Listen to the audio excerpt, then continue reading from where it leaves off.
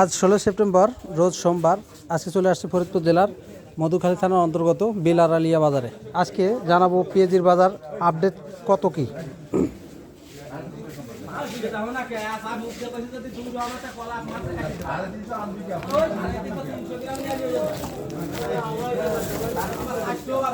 পেঁয়াজটা খুবই সুন্দর এবং হাইব্রিড পেঁয়াজ।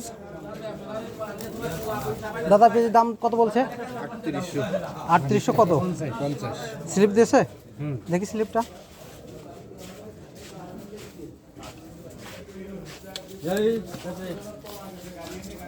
প্রিয় দর্শক, আজকে পেঁয়াজের বাজার 3850, 3810 এবং 3900 পর্যন্ত আজকের বাজার।